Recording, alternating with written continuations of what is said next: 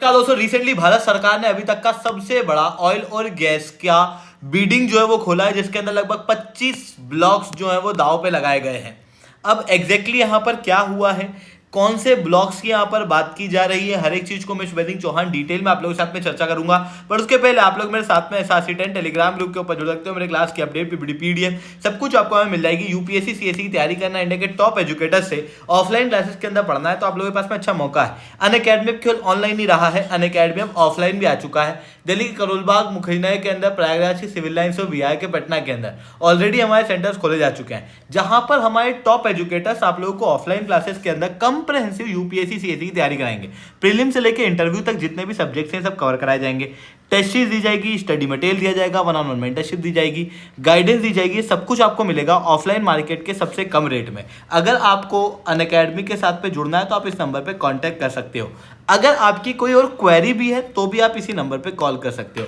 साथ में अगर आपको मंथली करंट अफेयर्स की मैगजीन, प्रीवियस ईयर के क्वेश्चन, प्रीलिम्स के मॉक टेस्ट, NCERT के नोट्स की समरी और इंडिया ईयर बुक की समरी चाहिए तो नीचे डिस्क्रिप्शन के अंदर मैंने एक लिंक दी हुई है, वहां से आप फ्री ऑफ कॉस्ट इन चीज़ों को डाउनलोड कर सकते हो। चलिए दोस्तों, अब समझने का प्रयास करते हैं यहाँ पे क्या हुआ है। रिसेंटली भारत सरकार द्वारा सबसे बड़ा ऑयल और गैस का ब्लॉक जो है वो बीडिंग के ऊपर लगाया गया। एग्जैक्टली ये एक ब्लॉक नहीं है बल्कि 25 ब्लॉक्स हैं जो कि अभी बीडिंग के ऊपर लगे हैं, जो टोटल 1.91 लाख स्क्वायर किलोमीटर के हैं। और ये सब ओपन लाइसेंसिंग एकरीज प्रोग्राम के तहत किया जा रहा है।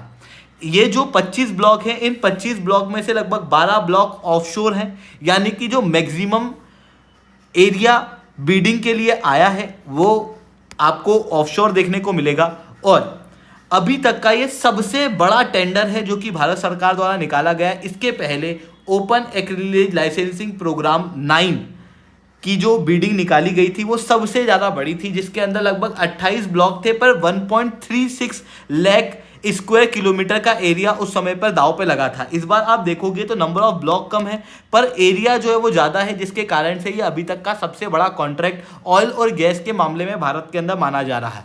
पिछला जो सबसे बड़ा था ओपन एक्रिलेज लाइसेंसिंग प्रोग्राम 9, उसके अंदर लगभग 4 बीडर जो है वो शामिल थे 28 ब्लॉक्स के लिए, और हर एक ब्लॉक के ऊपर लगभग 2 बीडर जो है वो हम लोगों को देखने को मिल रहे थे। जिसमें से सबसे पहले ONGC जो कि सरकारी कंपनी है, इसने खुद के लिए 14 ब्लॉक्स के ऊपर बोली लगाई थी और 4 ब्लॉक के ऊपर इसने एक जॉइंट कोलैबोरेशन बनाया था ऑयल इंडिया लिमिटेड के साथ में, और उनके साथ में मिलकर लगभग टोटल 18 ब्लॉक्स के ऊपर बीडिंग उस समय पर ONGC द्वारा लगाई गई थी। इसके अलावा वेदांता ने 28 के 28 ब्लॉक के ऊपर बीडिंग लगाई थी, यानी कि हर ब्लॉक के ऊपर वेदांता की बीडिंग तो थी सही। इसके अलावा रिलायंस कंपनी जो है उसके द्वारा एक ब्लॉक के ऊपर शुरुआत में, जो कि गुजरात के अंदर ऑफशोर रीजन के अंदर दिया जा रहा था, उसके ऊपर बीडिंग लगाई थी, और बाद में नंबर को बढ़ाकर लगभग 14 ब्लॉक के ऊपर इन्होंने भी बीडिंग जो है वो लगाई थी। जो टोटल ब्लॉक उस समय पर दिए गए थे उनके अंदर 28 में से 9 ब्लॉक जो है वो ऑनशोर थे, 8 ब्लॉक शेलो वाटर ब्लॉक थे और 11 जो हैं वो अल्ट्रा डीप वाटर ब्लॉक थे। अब आप एग्जैक्टली यहाँ पर समझ नहीं पा रहे होगे कि हो क्या रहा, एग्जैक्टली ये ब्लॉक क्या है और इनके ऊपर बीडिंग क्यों लग रही है। देखो, हुआ कुछ ऐसा कि 2017 के अंदर भारत सरकार को अपनी पॉलिसी के अंदर बड़ा बदलाव करना पड़ा फॉर ऑयल एक्सप्लोरेशन। 2017 के पहले क्या होता था कि भारत के अंदर भारत सरकार कुछ रीजन आइडेंटिफाई करती थी जो उनको लगता था कि यार यहाँ पर मिनरल मिल सकते हैं, और फिर वो बीडिंग के लिए ओपन किए जाते थे और दूसरी कंपनियां जो है वो वहाँ पर बीडिंग लगाकर उस रीजन की मालिकाना हक या फिर वहाँ पर एक्सप्लोरेशन करने का प्रयास करती थी। इवन 2016 के पहले मैक्सिमम जगह तो हम लोगों को यही दिखाई देता था कि अधिकतर PSU ही ये काम करती हुई दिखती थी। बट उसके बाद से 2017 में ओपन एक्रिलेज लाइसेंसिंग प्रोग्राम आ गया। क्यों आया? इसके पीछे एक मेजर रीज़न ये था कि भारत के अंदर ऐसा नहीं है कि रिसोर्स की कमी है, भारत के पास में ह्यूज अमाउंट ऑफ रिसोर्स आपको देखने को मिलेंगे।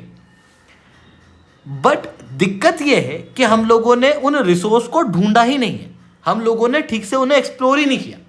जब से हमने एक्सप्लोर करना शुरू किया हमको समझ में आया कि भाई हमारे पास तो लिथियम भी बहुत था। हमने जब से एक्सप्लोर करना शुरू किया तब से हमको समझ में आया कि टाइटेनम भी था हमारे पास तो, और हमको ये भी समझ में आया कि कई सारे ऑयल और गैस के रिजर्व भी थे, पर बस उन्हें ढूंढा नहीं गया।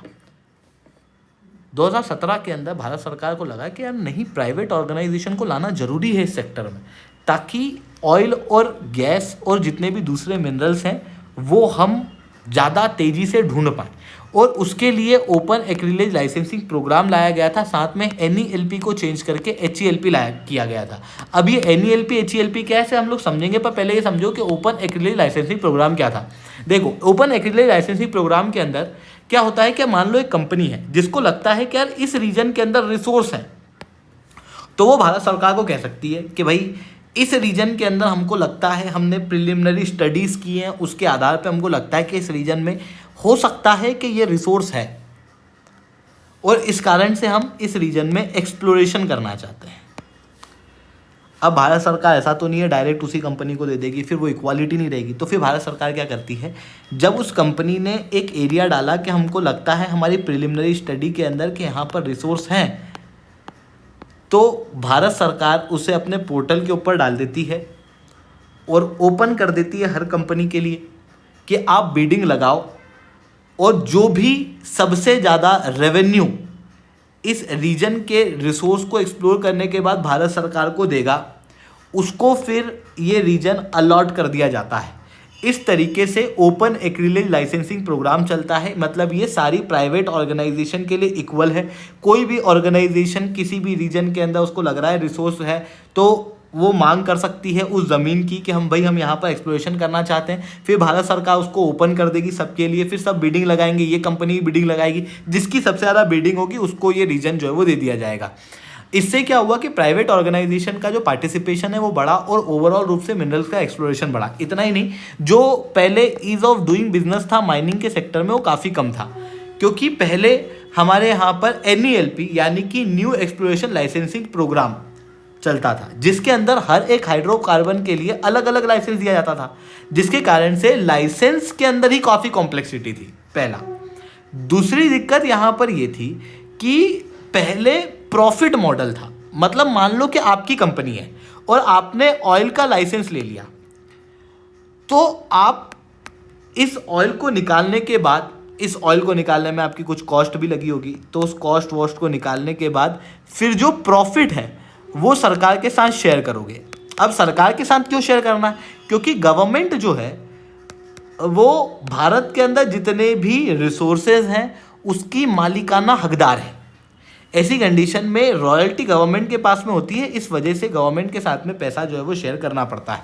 और इवन गवर्नमेंट को रॉयल्टी रेट भी देना पड़ता है। पहले जो न्यू एक्सप्लोरेशन लाइसेंसिंग प्रोग्राम था उसके अंदर दिक्कत ये थी कि चाहे रिसोर्स शैलो वाटर में मिल रहा हो, चाहे वो डीप वाटर में मिल रहा हो, चाहे वो अल्ट्रा डीप वाटर में मिल रहा हो, सबके लिए सेम रॉयल्टी रेट था।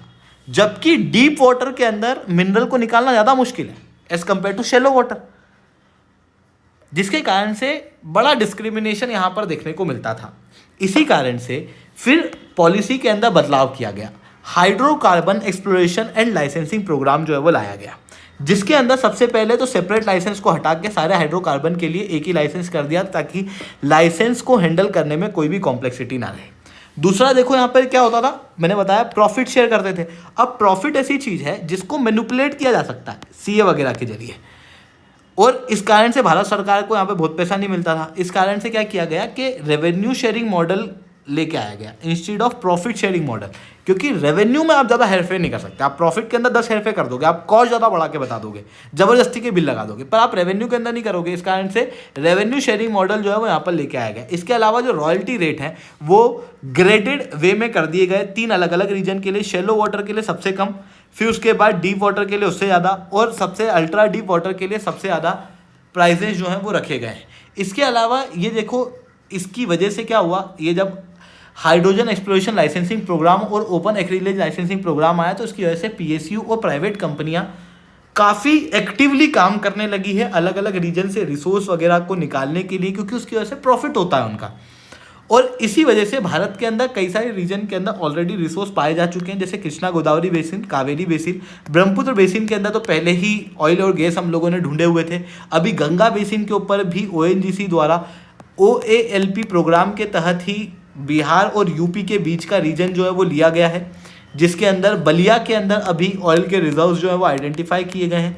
इसके अलावा बिहार के अंदर भी कुछ ऑयल के रिजर्व जो है वो आइडेंटिफाई किए गए हैं। अब उन्हें ड्रिल किया जा रहा है, जिससे साफ जाहिर होता है कि मिनरल के एक्सप्लोरेशन के अंदर अब तेज़ी से काम हो रहा है और ये बहुत आवश्यक भी है, क्योंकि भारत के अंदर मिनरल्स की कमी नहीं है। भारत के अंदर बेसिकली मिनरल्स हैं, पर वो कहाँ हैं उनको ठीक से हम लोगों ने आइडेंटिफाई नहीं किया हुआ है, जबकि चाइना ने ये काम बहुत अच्छे से किया हुआ है। आप देखोगे चाइना और इंडिया लगभग सेम ही रीजन में आते हैं, बट आप चाइना के पास में मैसिव रिसोर्सेज देखोगे, आए दिन देखोगे कभी गोल्ड रिजर्व पाया गया, कभी लिथियम रिजर्व पाया गया, क्योंकि ये लोग बहुत एक्टिवली काम कर रहे हैं माइनिंग के केस में और एक्सप्लोरेशन के केस में। माइनिंग के केस में भारी मात्रा में खर्चा चाइना द्वारा किया जाता है।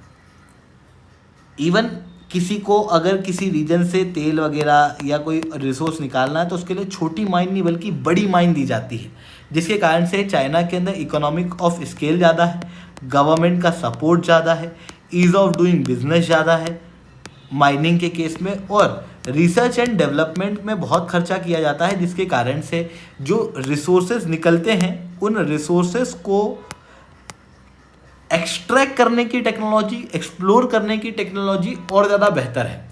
वहीं भारत के अंदर आपको प्रिमिटिव टेक्नोलॉजी दिखाई देगी। इसी कारण से लिथियम के रिसोर्स ऑलरेडी हम लोगों को जम्मू कश्मीर के अंदर मिले हैं, पर वो लिथियम के रिसोर्स लो ग्रेड हैं और उसका प्रयोग करना कैसे है उसके लिए टेक्नोलॉजी हमारे पास में अवेलेबल नहीं है, जिसकी वजह से भारत के अंदर रिसोर्स होने के बावजूद भी हम उसका प्रॉपर प्रयोग नहीं कर पाते, और इसी वजह से भारत ने अपनी पॉलिसी के अंदर और रिफॉर्म करने की आवश्यकता है। आई होप ये सारी बातें आपको समझ में आई होंगी। लेक्चर अच्छा लगा हो तो लाइक करना, लेक्चर बहुत अच्छा लगा हो नीचे कमेंट करना।